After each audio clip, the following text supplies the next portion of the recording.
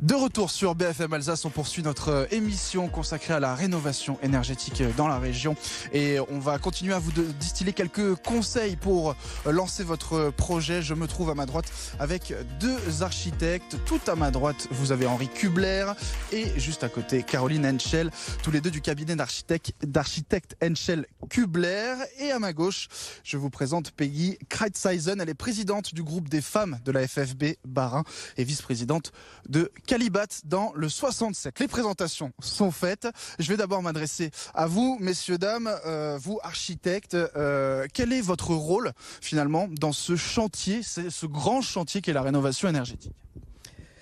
Alors, le rôle principal de l'architecte est quelque part d'être le ou la chef d'orchestre d'un projet de rénovation thermique, en particulier pour ce qui est copropriété et grands ensembles, parce qu'on touche à la notion de patrimoine, on touche à l'esthétique et au cadre de vie des habitants. Et à ce titre, l'architecte a cette vision d'ensemble qui permet d'ordonnancer non seulement la typologie des travaux, mais aussi ensuite, en phase chantier, l'ordonnancement des travaux avec les entreprises. Alors Monsieur Kubler, quel conseil vous pourriez donner pour bien choisir ses interlocuteurs quand on veut se lancer dans un tel projet, identifier les personnes qui peuvent répondre à nos besoins et ensuite choisir laquelle on préfère ? Donc nous, enfin architectes, on va travailler avec déjà le maître d'ouvrage pour le client, pour connaître tous les besoins, et ensuite on va faire un diagnostic et on va faire différents lots pour une consultation au niveau des entreprises. Donc c'est par la connaissance des entreprises locales qu'on va conseiller à notre client. C'est déjà une bonne expérience que nous avons et globalement on essaie d'aller le plus large possible en fonction des qualités des différentes entreprises ou des références aussi. Par exemple, on parlait de Calibat tout à l'heure, c'est un bon critère pour nous. Alors justement, on va se promener un petit peu, profiter de cette belle manufacture des tabacs pour se balader et poursuivre cette discussion. Vous parliez donc de choisir les interlocuteurs. Comment s'y retrouver aussi parce qu'il y a plein de certifications et tout ça. Est-ce que vous auriez des conseils peut-être à donner à nos téléspectateurs sur comment s'y retrouver en fait là-dedans et y voir un peu plus clair ? C'est vrai que pour nous aussi, on se regarde parce que ce sont des méandres réels. Je pense que dans le cadre, je reviens sur les rénovations d'assez grande ampleur, un assistant maître d'ouvrage, c'est-à-dire quelqu'un qui s'occupe justement de réaliser les montages des dossiers de subvention, c'est relativement essentiel. On peut commencer par prendre évidemment des renseignements à la région. Il y a les programmes Climaction, les programmes du département également, l'ANA, tout ça, ce sont des interlocuteurs qualifiés et qui finalement s'additionnent. Nous arrivons presque dans un deuxième temps pour étoffer les dossiers qui sont demandés et participer au choix et à la priorité des travaux qui serait logique de réaliser pour arriver à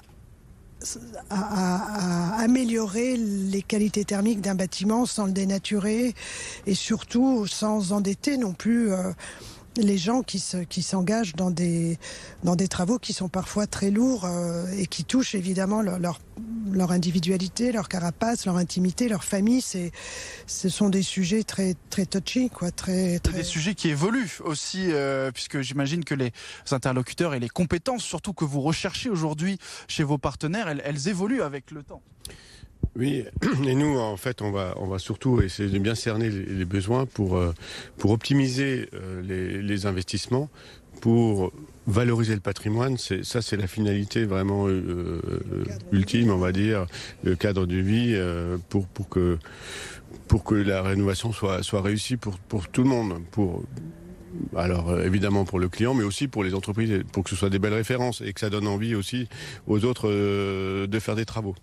Alors, je me tourne maintenant vers vous, Peggy Kratzeisen. Je rappelle donc que vous êtes présidente du groupe des femmes de la FFB dans le Bas-Rhin, vice-présidente de Calibat aussi. On parle de l'évolution de ce métier à l'instant. J'imagine que dans votre branche aussi, les métiers évoluent très vite peut-être même. Effectivement, les métiers évoluent énormément. On a, grâce au BIM, on a la modélisation des informations au niveau du bâtiment.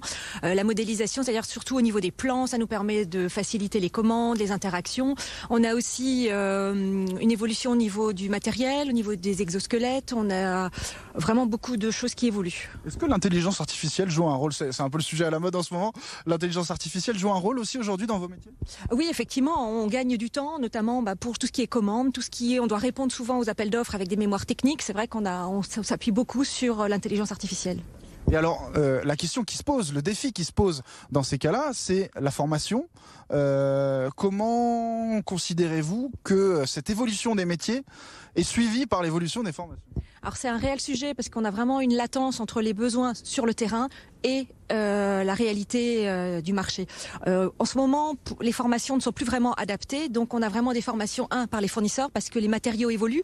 On a notamment de la laine de roche, de la laine minérale. Mon grand-père n'a pas du tout appris à fonctionner avec ces métiers-là, ces matériaux-là. Et on a aussi surtout un problème d'assurance aussi qui pose problème, quoi. Dans quel cas? Notamment, si on commence à faire soi-même des travaux, les assurances ne prennent pas en charge tous les travaux qui sont effectués. Oui, parce que c'est une question qui se pose aussi dans la région.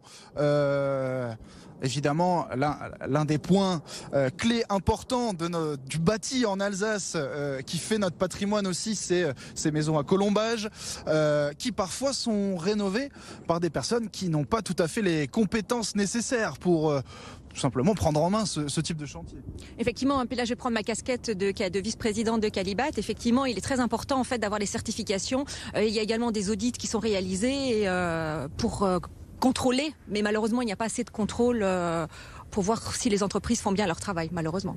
Quels sont les défis pour vous là qui se présentent? Qu'est-ce qui est urgent aujourd'hui de faire pour relever ce défi de la rénovation énergétique en Alsace bien sûr, d'une part, la problématique qu'on vient de soulever des maisons à colombage, mais de manière générale, être à la hauteur de ce défi qui, on l'a vu tout au long de cette émission, on a encore du mal à le relever.